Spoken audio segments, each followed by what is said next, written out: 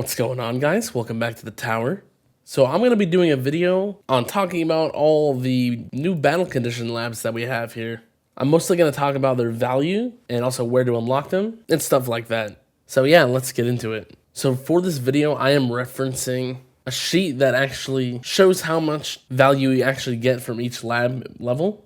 It was made by Phoenix345, and I will be linking that in the description if you want to use that for yourself or just kind of follow along with what I'm talking about. And that does assume you have the original Battle Condition Reduction Lab maxed. So I'll quickly talk about this first.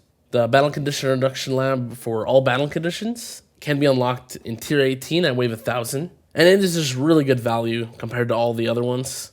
Super important lab that can help a ton in tournaments and farming. It is pretty cost effective, even though it is expensive. By the last few levels, the first ones are really not that bad. And I think this is definitely a priority to max before starting any of these other ones you can see.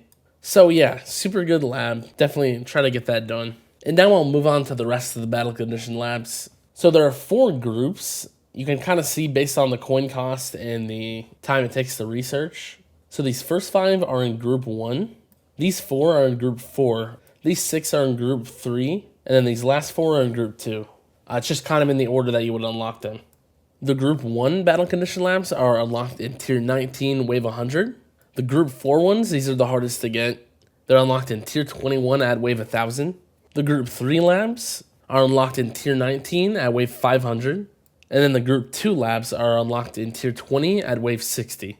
So let me finally get into the actual value of the labs themselves. So starting off with the Knockback Resistance. I think this one's not bad. It's not as good as some of the other ones, but you do still get a pretty good reduction in the Knockback Resistance.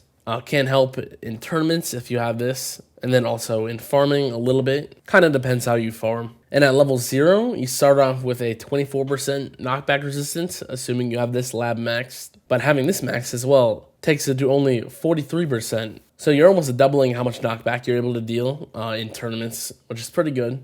But knockback is not super necessary a lot of the time. Moving on to Thorns Resistance. This one's in a similar spot to Knockback Resistance. It gives you the same amount of value. Originally it's 24, but goes up to 43 once you max this. I do think this one's a little bit better though than Knockback Resistance, since it will affect all enemies. And Thorns are just a little bit more important than Knockback. Moving on to Orb Resistance.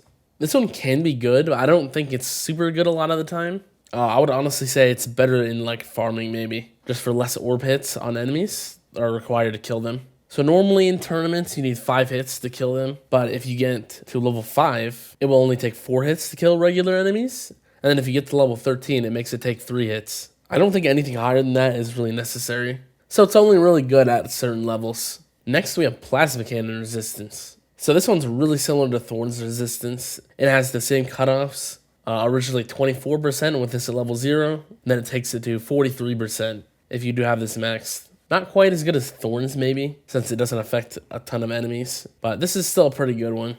And then lastly in the group 1, we have Death Ray Resistance. This one's really similar to Orbs, probably not as important. It does have the same cutoffs, level 5 and level 13. Bring you down to 4 and 3 hits on enemies. But Death Ray is pretty inconsistent compared to Orbs, so I just don't think it's quite as good.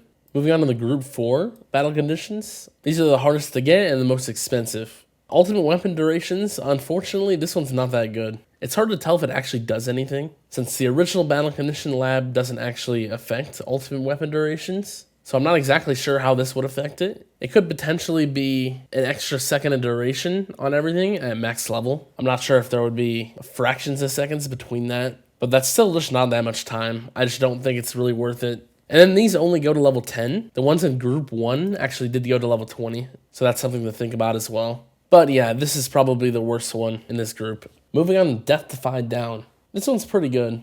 At max level, pretty much you get an extra 3% Death Defy chance when the condition is active. That's actually a decent increase, but of course it's really expensive and long to actually max the lab. Next we have Energy Shields Down. I would say this one's pretty similar to Death Defy Down. It's not bad, it's pretty good. Energy Shields will go from taking 80% longer to charge to 70% when this is maxed, so still a pretty good increase. And then lastly here we have the enemy level skip reduction. I think this one's also pretty good. Pretty much just gives you more enemy level skips. It also does work in regular tiers with the enemy level skip reduction there, but it's harder to see a difference with it. In tournaments, you start with 40% reduction on the enemy level skips with this maxed, but this will take it to 35% if you do max the lab. So pretty much you're getting an extra 5% enemy level skips, which is pretty good. Moving on to the group 3 battle condition labs. These all have 10 levels, and starting with fast ultimate, this is probably one of the worst ones. It starts at 10 enemies, and when you get to level 5, it goes down to 9 enemies buffed. But after that, there's no more reduction, so the highest you actually need to go on this is 5. And even then, that's really not like a super good buff. It doesn't really help that much. It could potentially help a little bit, but I just don't think it's worth it. Moving on to ranged ultimate. I would say this one's even worse than fast ultimate, actually.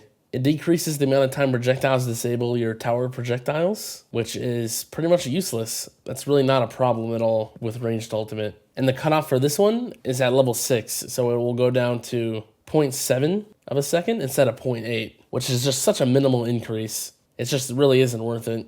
Next we have Boss's ultimate. I think this one's not bad. It will take bosses from having 80% overhealth to 70% overhealth, which is a pretty good amount of health. So it can be helpful. I wouldn't say it's super important, but it can still be helpful. Moving on to Basics Ultimate. I don't think this one's that good because of how it affects the actual battle condition. It's kind of weird since it decreases the percentages. It also kind of has cutoffs. It doesn't seem to decrease the ones you actually care about, like bosses and protectors.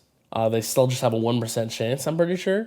Even the battle condition reduction lab itself doesn't decrease those at all. So this one's pretty much useless as well. Just decreasing the chance to spawn like fast ranged and tanks by a little bit. It's just not very good. Next up we have Tank's Ultimate. I think this is one of the best battle condition labs. It decreases the amount of uptime that Tank's Ultimate has.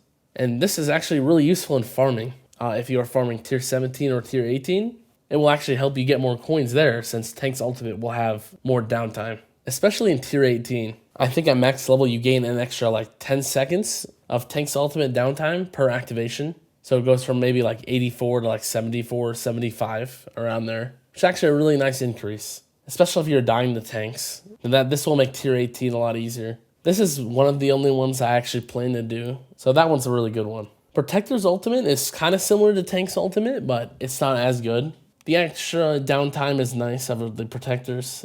I think it's around the same in tournaments. I think it goes from a 240 second duration to 210 seconds. I think that's how the math works out, which is actually pretty good.